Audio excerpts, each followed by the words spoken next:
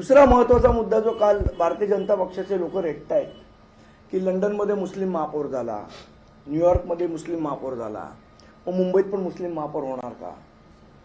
मला असं वाटतं की कदाचित भारतीय जनता पक्षाला स्वतःचा इतिहास पण आठवत नसेल किंवा हे नसेल, पण अब्दुल कलाम भारताचे राष्ट्रपती भारतीय जनता पक्षाच्या काळात राष्ट्रपती झाले.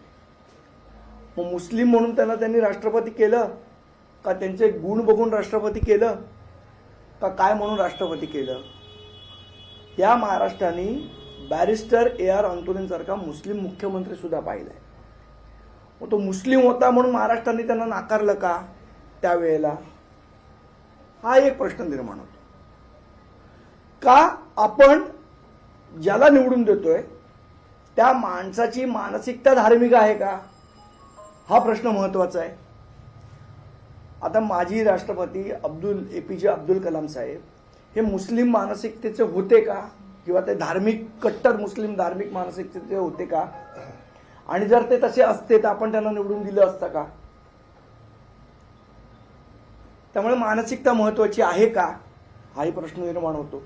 याची उत्तर माझ्याकडे आज नाही आहेत. मला असं वाटतं समाजाने याच्यामध्ये व्यापक चर्चा करून याची उत्तरं शोधली पाहिजे. मी काय याची उत्तरं शोधायला बसलेलो नाही किंवा मी याची उत्तरं देत नाहीये, पण याच्यावर चर्चा होऊन समाजाने याची उत्तरं शोधली पाहिजेत अशी माझी प्रामाणिक भावना आहे. तिसरा महत्वाचा मुद्दा, न्यूयॉर्क शहरामध्ये बघितलं तर 50% अधिक परप्रांतीय राहतात. मग त्याच्यामध्ये भारतीय स्थलांतरित असतील, पाकिस्तानी स्थलांतरित असतील, बांगलादेशी स्थलांतरित असतील, आफ्रिकन स्थलांतरित आहेत, काही साऊथ अमेरिकेचे मेक्सिकन स्थलांतरित आहेत. मग हे जे परप्रांतीय होते जे बाहेरच्या देशातनं तिकडे आलेले आहेत, ज्यांची 50%